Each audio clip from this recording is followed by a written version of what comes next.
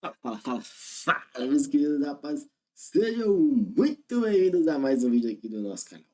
E aí, como é que vocês estão? Como que foi o dia de vocês? O mercado doideira.com, com oportunidades a todo lado, índice e dólar, tá? Eu espero que você tenha aproveitado.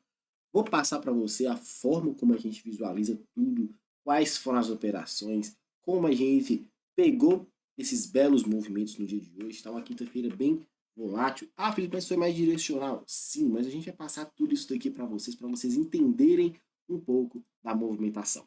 Para você entender e aprofundar um pouco mais, entendendo o nosso trabalho lá com a galera ao vivo, sala todos os dias, aulas de alinhamento, grupo de WhatsApp com acompanhamento, e-book, tudo isso do bom e do melhor para você evoluir e avançar, link na descrição desse vídeo. Eu quero pedir também a você que ainda não curtiu, comentou e compartilhou esse vídeo, para não esquecer de deixar o seu like aqui, tá? Vamos com tudo aqui para esse belo vídeo. Vamos começar diferente hoje, vamos começar aqui do nosso ponto do dólar aqui, tá? Nossa movimentação aqui do dolinha. Nossa movimentação do dólar aqui foi um pouco ruim. E aí eu tracei com o pessoal o seguinte, mostrei para vocês, minha expectativa era o mercado dentro dessa região, tá? Sair o mais rápido possível. Por quê? Porque movimento de consolidação, ao meu ver, os pontos mais interessantes é quando o mercado captura as liquidez que estão nas duas extremidades superiores ou inferiores. Não é dentro do range, tá? É na extremidade superior e na extremidade inferior. E aí, dito isso, a gente também sabe das oportunidades quando o mercado está numa tendência mais forte, está num choque secundário, quando ele forma dentro do próprio range. Eu considerei e até abri o pessoal falando com o pessoal, gente, a nossa referência é essa daqui, para validar um choque secundário. Um choque secundário. Essa é a minha movimentação. Eu vou observar a partir daqui. Antes disso, eu não quero de forma nenhuma procurar alguma operação. Eu falei dessa maneira com a galera. Segundo, quem é mais arrojado vai observar o quê? O range está muito grande. Vamos apertar as nossas operações dentro dessa referência. Observando essa referência da consolidação do pregão de ontem, nós tínhamos esse camarada aqui que quebrou a estrutura. E para validar ainda mais as nossas referências, tá? A gente precisa de liquidez ser capturada para ver o mercado andar. Nesse contexto, nós tínhamos aqui um Fair Value Gap. Um Fair Value Gap ali muito interessante para justificar a nossa entrada. E aí, o mercado abriu, testou, mas não quebrou estrutura, então está valendo a nossa operação. E aí você tinha essa operação de ponta compradora. Tá? Não é das mais bonitas, mas é uma referência ali interessante. Felipe, na mesma proporção que você está falando da compra, tinha como pensar na venda nessa região superior? Também, tá? No mesmo contexto. E qual contexto? Usando esse camarada como possível choque secundário ou este camarada também como possível choque secundário, validando a partir da abertura. O gap de baixa validava essa região superior para você vender. De novo, eu não gosto desse tipo de situação. Por que eu estou falando? Porque a gente aborda tudo isso de forma detalhada para você enxergar isso acontecendo no gráfico. As possibilidades você tem que ver. E acreditando nas possibilidades, você vai ajustar o seu gerenciamento de risco. Faz sentido fazer essas operações dentro do seu trade system? Faz. Então você toma risco nas suas operações. E aí, contextualizando isso daqui, você teria essa região aqui superior para você batalhar uma oportunidade vendedora. O stop, baratinho. Felipe, por que você não gosta desse tipo de operação e por que você não faz, tá? Porque para mim, essa região aqui, principalmente por ter um fair value gap logo acima, poderia ser manipulado e a melhor operação estaria aqui para cima. O mercado não teve a força necessária de vencer essa região. Então, eu não tenho como justificar e melhorar essa entrada. Prefiro sempre operar nas regiões mais extremas. E quando tem dois pontos muito próximos, eu nem me preocupo. Eu quero sempre operar a extremidade. Segundo, para você considerar a sua movimentação aqui na ponta compradora, você precisa do mercado quebrando estrutura e criando liquidez. Você teve aqui e você teve a liquidez sendo criada. Você teve a abertura e o mercado subindo. E aí, Por consideração dos candles aqui, nada assim muito bonito, tá? De novo, por estar dentro desse range, aí eu fico de fora dessas operações e fico apenas observando. Então teve quem conseguiu fazer essas operações? Sim. Conseguiu entender o porquê de fazer as operações? Sim. Então você toma o risco e faz as operações dentro do gerenciamento de risco. Não é sobre trade, é sobre risco. Ok? Então, para o pregão de amanhã, nós continuamos com a mesma situação, a mesma ideia, tá? De manipulação aqui, manipulação para cá. Felipe, se ele perder estrutura, falei com o pessoal hoje e gosto bastante de bater nessa tecla. Observa como que o mercado vai fazer essa quebra de estrutura. Vai fazer uma quebra de estrutura, abre aspas, mais lenta, mais, abre aspas, tá? Mentirosa aqui, provavelmente vai ser uma captura de liquidez. E aí, a sua melhor operação tá onde? Nesse fair value gap. Felipe, se o mercado quebrar a estrutura oficial ou andar bastante aqui para baixo, aí você tem esse ponto possível como liquidez e essa região aqui como oportunidade de entrada na venda. Melhores pontos de vender são nas duas extremidades superiores, porque ainda há liquidez, tá? Fiquem espertos que quanto mais tempo o mercado passa numa região, mais essa região ela já foi gastada, já foi usada. Não é bom para a gente ficar procurando entradas ali. Se você justificar essa entrada a partir do momento que o mercado quebrar a estrutura com vontade, aí a gente fica tranquilo para fazer essa venda, considerar essa liquidez aqui, a depender do tanto que ele andar na sua referência de prêmio e desconto, essa basezinha que é acima da liquidez pode ser interessante, tá? Quanto mais tempo o mercado passa na região, mais fraca ela se torna. Paciência e atenção. Vamos lá para a nossa movimentação do índice, tá? O índice bem doideira.com hoje pegou um ritmo insano na ponta compradora, tá? A abertura do índice ali, e falei com o pessoal, a gente abriu lá justificando e usando duas referências. Referência principal, tá? Esse movimento aqui inteiro. Essa é a referência principal que a gente tinha. É uma referência muito grande? É uma referência muito grande. É uma situação ali que é um pouco mais chato de trabalhar por ser extremamente gigante? É. Por que é mais chato de trabalhar, Felipe? Porque você fica procurando as oportunidades de venda e a gente sabe que nesses movimentos assim, mais expressivos, o mercado também tem uma força que ele pode acabar imprimindo e ser direcional, principalmente como foi praticamente toda a manhã do dia de hoje. Então você tem que ter muita atenção em cima disso. Essa era a referência principal. Dentro dessa referência principal, a gente pode utilizar máxima e mínima do dia anterior. Eu gosto bastante de usar essas situações, tá? Mínima e máxima do dia anterior para tomada de decisão nas minhas operações. E aí, dito isso, a gente tinha essa referência, o mercado tinha uns 50% aqui. Acima dos 50% nós tínhamos aqui essa região, tínhamos aqui essa basezinha aqui logo acima e o order block lá. Felipe, o Fair Value Gap aqui você não usou como referência de entrada? Não. Porque quando o mercado quebrou essa estrutura, ele já tinha levemente mitigado e deu continuidade quebrando e formando novo boss aqui de queda, tá? Então, para mim já tinha sido mitigado e eu não queria usar essa situação. Abrimos com o pessoal, nós marcamos aqui como ponto de liquidez.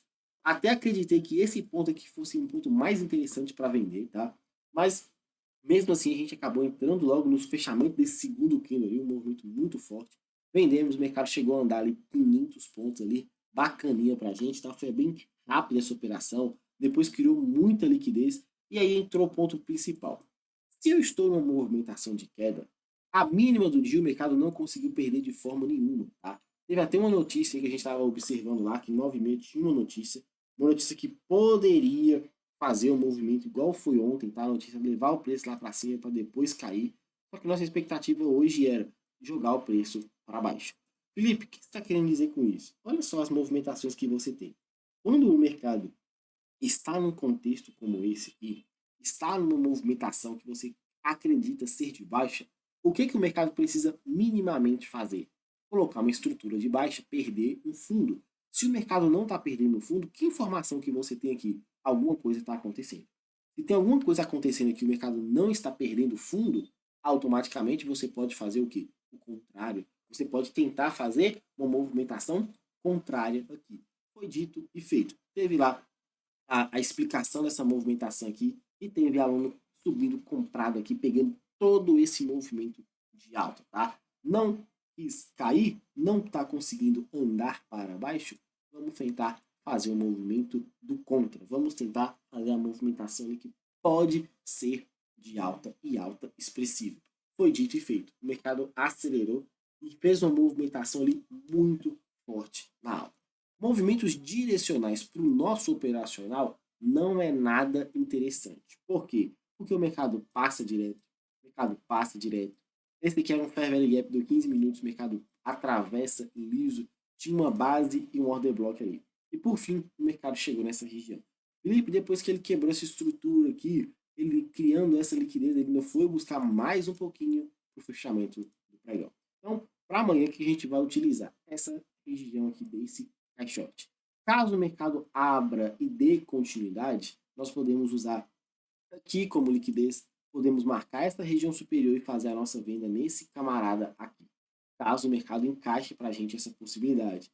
Caso o mercado abra com um gap de alta, ele pode estar travando o pessoal que dormiu vendido acreditando nessa movimentação aqui expressiva, continuidade, índice máximas históricas, e aí o mercado simplesmente vem para baixo. Então, muita atenção nessa possibilidade aqui, tá? E aí você vai ficar esperto nesse range para operar. O operador mais cauteloso vai ter toda uma paciência esperando o mercado, ele quebra estrutura, forma aqui uma possibilidade de um boss e tudo mais. O operador mais arrojado vai descer para o gráfico de 1 minuto, vai esperar essa quebra de estrutura aqui e já vai ser vendedor a partir do momento que o mercado abrir e consumir essa liquidez que aqui se encontra, tá? Acreditando nessa mesma subida, no movimento forte de queda. Na movimentação que eu iniciei falando que era esse range inteiro, o seu choque está aqui.